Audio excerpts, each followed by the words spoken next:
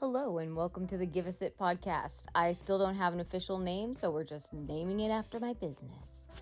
So today I want to go over two very technical terms, and it has to do with behavior modification, which means to either change, replace, or eliminate a behavior. Now, we could go into great detail about how elimination might not be completely possible for everything. So sometimes we replace the behavior, sometimes we modify the behavior. So today we're going to talk about these two technical terms. They're very important when it comes to working with behavior modification: systematic desensitizing and counter-conditioning. They might sound a bit overwhelming, but they actually are really simple. So I use these two things when I'm working with reactivity and aggression.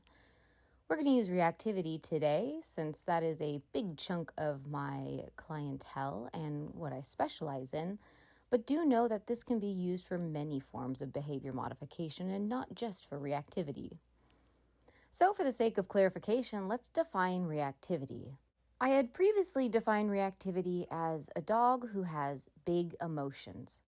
When I want to go into the more technical side of reactivity, those big emotions, they manifest themselves as behaviors such as lunging, barking, snarling, hackled hair, which is the hair on the back of the neck and the top of the tail rising. Sometimes it includes spinning, and most times it's a combination of many of these.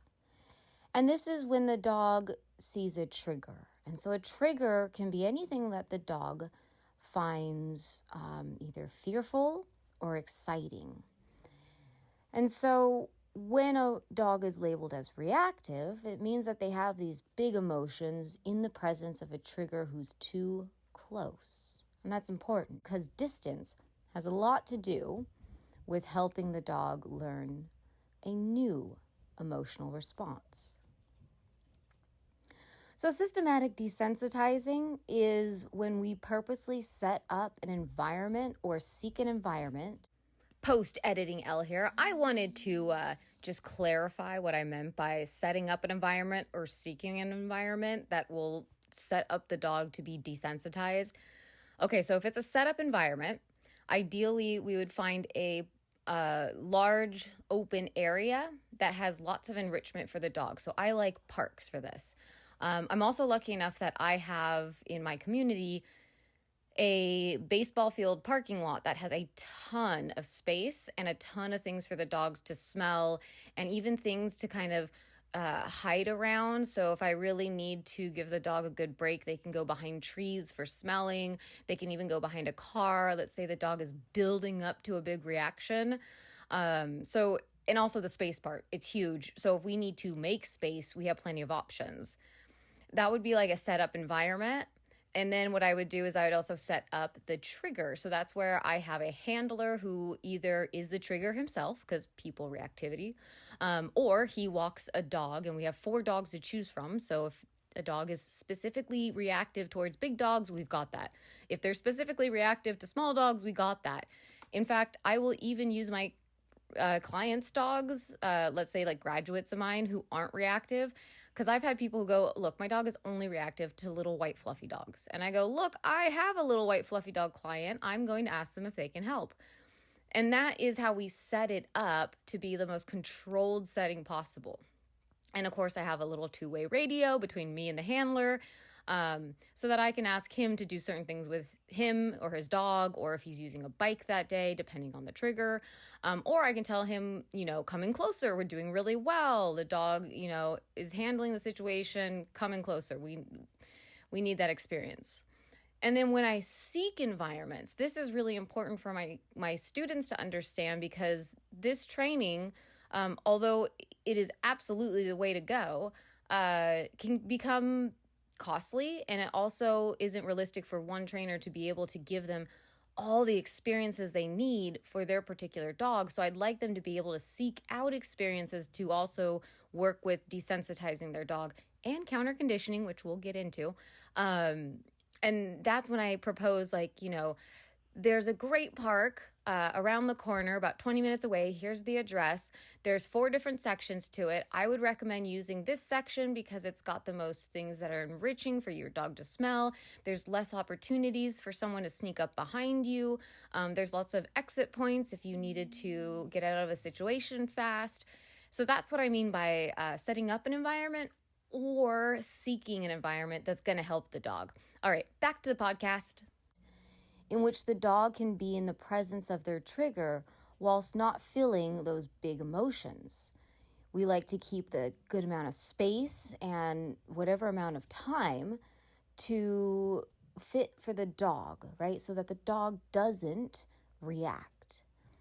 And desensitizing means being exposed to the trigger. So if we use reactivity, for instance, some very common triggers might be other dogs, people, cars, and moving vehicles. That can include bikes and skateboards. So systematic desensitizing means just setting up an environment in which the dog can observe and over time become desensitized.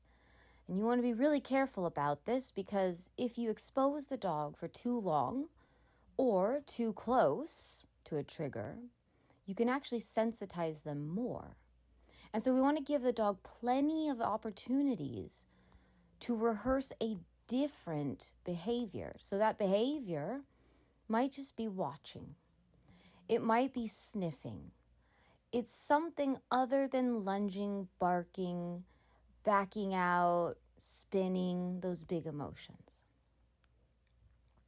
Now, systematic desensitizing is one way to get to an end goal. Maybe your end goal is to be able to walk across the street from a trigger.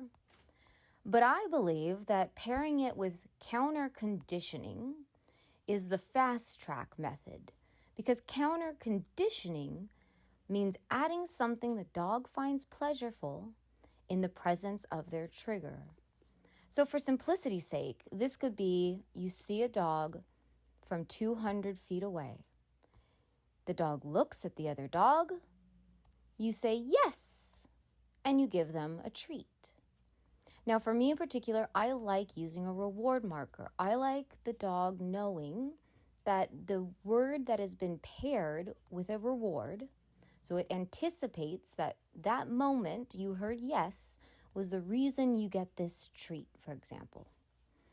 I like using that so that I can mark right when the dog looks at their trigger, so that might be another dog. They know that the looking is the reason they got something good. And because it's in the presence of their trigger, it can help change and shape the emotional response the dog has. And over time, you can decrease the distance between your dog and their trigger. Now, there's a whole lot more that goes into reactivity training because remember, it's all about avoiding the rehearsal of reacting and beginning to build up that history of observation. Now, these observations might on the surface appear rather neutral, but that's not my favorite term to use because your dog is still probably going to feel something for those triggers. We just want to change whatever that feeling is. So if it's fear, we'd like to change it to pleasure, right? Oh, I see a trigger, good thing's going to happen. Or if it's excitement, it might be, I'm excited by that trigger, but I know that my guardian is going to provide me something more exciting, more worth it to spend that energy on, right? So whatever it might be, excitement or fear, or even aggression, we're trying to change those to be more pleasurable experiences.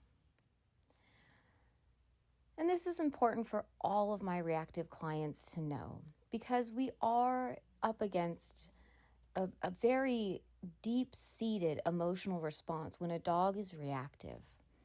And we do not have control over how the dog feels. We can only set up the environment to help set them up for new emotional responses. And so this means some dogs can take months. Some dogs, I bet days. I'm sure there's some out there. And some dogs years, like my own dog. So I do want to touch on one last thing, which is other than setting up the environment and pairing your triggers with something good, you do need to consider if there's anything medical going on. Because a dog who suddenly starts becoming reactive could very likely have something medically going on. Think of it this way. If you were having a very bad stomach ache and you were sitting in the bathroom and someone walked in, you would probably yell at them to get the fuck out. And that's kind of what your dog is doing if they're in pain or discomfort. Get the fuck out of my space. I'm not feeling good. I know instinctively that I am weaker in this state and I am more vulnerable. So please give me space. And of course, when a dog is on a leash, they don't have a flight option. So if they're going into that limbic system, which is all the hormonal responses that come with those big emotions, they're not able to flight. So they've got fight and freeze. And most of the time, fight is the best defense because they put on a big offense. So let's go back to the medical. If your dog has been reactive the majority of their life, like my dog Olive, it might be that counter conditioning and systematic desensitizing help, but you still have to keep managing the medical condition in order to be able to predict better how they're going to feel in response to a trigger. So some medical conditions, there's going to be a pill for that, right? There's going to be a painkiller that helps with the pain from arthritis, and that might help right away. Some dogs, it might be something with the wiring of their brain that's off, and it might take a couple months for the medication to fully set in and be able to help make new emotional connections in the brain. Or it could be like my dog who's got an ongoing chronic disease in which it fluctuates in severity. And I had to come up with some creative ways of gauging where she's at that day. Because there's some days that I could walk her through a crowd of dogs and she would be fine. And there are some days we could be a football field away from a dog and she will lose it. And it's not because I did anything wrong. It's because the ongoing illness, the chronic disease, is something that I cannot 100% anticipate before a reaction. So I would love to go into more detail about my particular case with my dog, who is an ongoing case study of mine that I hope to submit to some researchers because she is a very complex reactive dog with lots of variables. And as a dog trainer, if you're a trainer and you're listening in, it's our job to understand how many variables can play. And not every dog is going to be the same exact setup to help them have a new conditioned response to their trigger.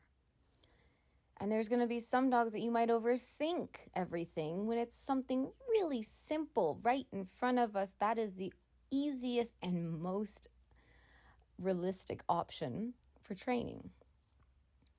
Unfortunately, with my girl, it wasn't. So I would love to do a podcast on Olive. She is an absolutely exceptional dog in so many ways. And although her chronic disease will never be cured, she's got a mama who's going to manage and help set up the world so that when she steps out into it, it's not such a scary place. All right, everyone. Well, thanks for listening to this very technical podcast. I hope you're having a good one, and give your dogs a pet and a treat from me.